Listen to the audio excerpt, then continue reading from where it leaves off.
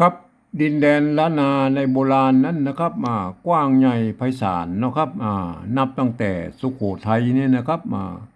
ไปจนถึงปูนนะครับ12ปนาเมืองจีนบนนะครับเห็นไหมแถมยังมีแถมหลายเผ่าพันธุ์นะครับที่อาศัยอยู่ในแคว้นนี้นะครับอย่างเช่นไตยวนไตลั่วไตลือไตเขินไตยองนะครับเห็นไหม4-5เผ่าพันธุ์นะครับลักนะครับอยู่ในอาศัยนี้เปิ้นใช้ภาษาเขียนเดียวกันนะครับแต่ภาษาอู้นั้นมันก็อาจจะแตกต่างกันไปนิดๆนะครับแต่ฟังกันหูเรื่องนะครับเห็นไหมก็อันภาษาเขียนนั่นนะมันอืมเปิ้นก็ถ่ายทอดกันมานะครับเจนลูกเจนหลานมาทลายชั่วคนนั่นนะครับเห็นไหมเขาจะบอกว่าไอ้กำนั้นมันเขียนผิดกำนี้มันเขียนถูกมันก็ว่ากันไปนะครับเฮาวันนี้เฮามาวิเคราะห์กันเลยนะครับเห็นไหมวันนี้มันจะมาถึงคำว่ารักษานะครับรักษานะครับรักษานะครับในโบราณแล้วนะเปิ้นคำว่าเขาได้ยินเสียงฮอแล้วนะครับหลังจากยุคบาลีละนานะครับบาลีละนาคือภาษาธรรมละนาแล้วเป็นภาษาชาวบ้านแล้วนะครับเปิ้นก็จะใช้ตัวละนี่เขียนแทนเสียงฮอนะครับฮอนุหูปนะในภาษาในในภาษาชาวบ้านนะครับเห็นไหมฮักนะเปิ้นใจตัวรอนี่นะตัวละนี่นะเขียนนะครับ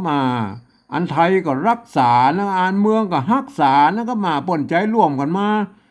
ตั้งแต่โบราณนั่นแหละครับฮักนะครับฮักนะครับตัวละไม่ซัดนะครับสะกดด้วยตัวกะเห็นไหมตัวกะอันนี้ก็ฮักแล้วนะครับฮักษานะครับฮักษาสามันก็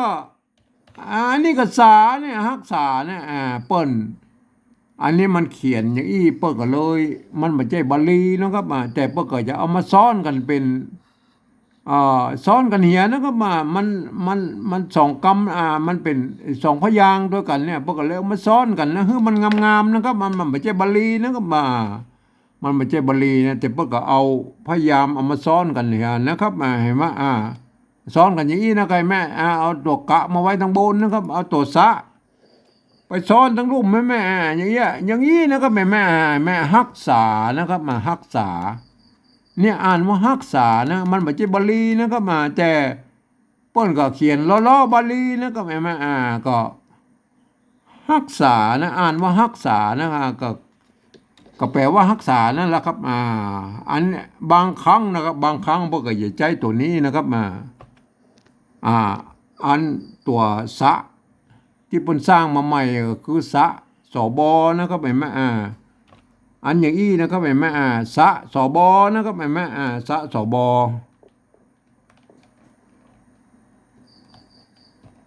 เนี่ยสะสบเนี่ยมันจะมีขีดอันนี้ทำหน่อยนะฮะขีดเนี่ยเครื่องหมายว่าเป็นสะสบนะครับเห็นไหมไม่กานะฮะเอาเพื่อมันให้มันเหมือนไทยๆหน่อยนะครับเห็นไหมฮักษาเห็นไหมก็อย่างเงี้ยนะเขียนกันได้2แบบนะครับฮักษานะครับท่านจะเขียนแบบใดก็ได้ทั้งนั้นนะครับมันก็นิยมเขียนกันในใน5 เผ่าพันธุ์ที่อยู่ในอาศัยในแคว้นละนาเนี่ยนะครับมันก็ปรากฏหลักฐานกันเขียนว่าอย่างนี้นะครับฮักษานะครับก็สุดแล้วแต่ท่านจะชอบนะครับอันคำนี้แหละครับเราจะไปอธิบายความให้คนอื่นได้รู้ได้หันตัวนี่แหละครับมันจะยากตอนนี้แหละครับเพราะว่าภาษาละนาของเราเนี่ยมันคนหูภาษาละนาเนี่ยมันมีน้อยนะครับเพราะฉะนั้นเราจะต้องเอาภาษาไทยเนี่ยมาปรับเทียบคือเป็นอักษรละนานะเขียนเข้าไปนะครับก็คือปริวัตินั่นนะครับการปริวัตินั้นผมเองเนี่ยผมได้ใช้หลักการของ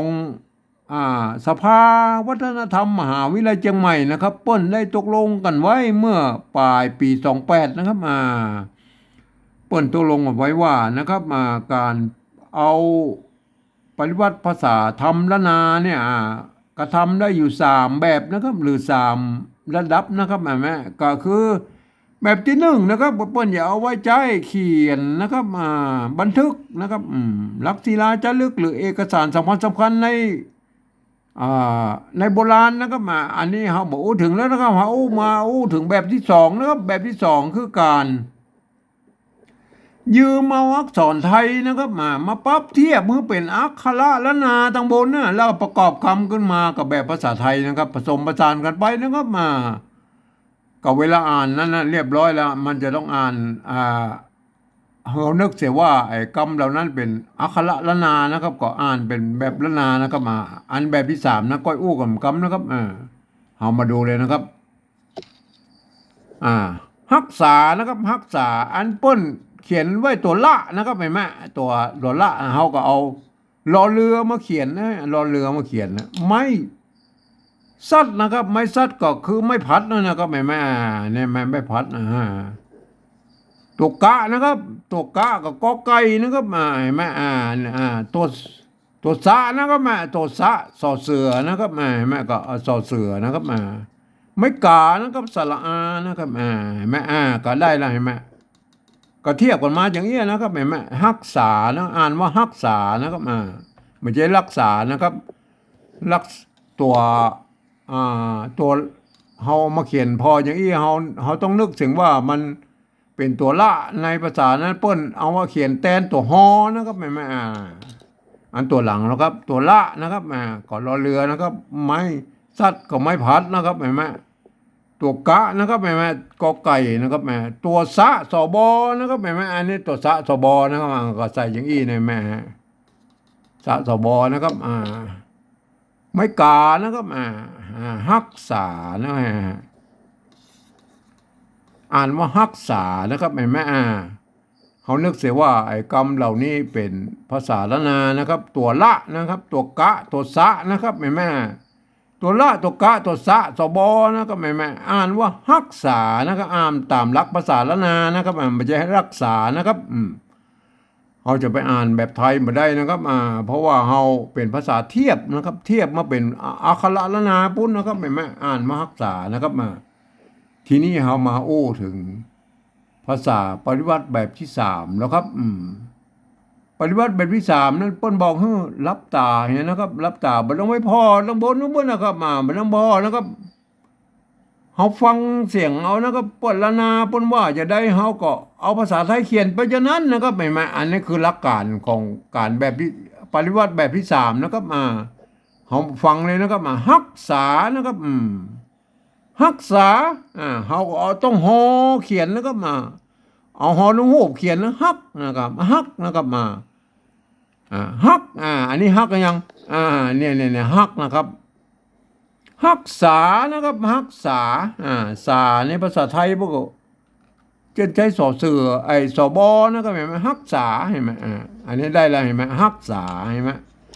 อันตัวที่สองแล้วครับอันที่สองก็ได้ยินว่าฮักษานะครับฮักษา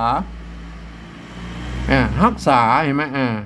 เขาก็เขียนไปก็เขาบอกพอแล้วต้องบนว่าเขียนให้ได้เอาภาษาไทยเขียนเลยแล้วก็เห็นไหมฮักษาเขียนได้มาออกมาเหมือนกันเห็นไหมอันฮักษา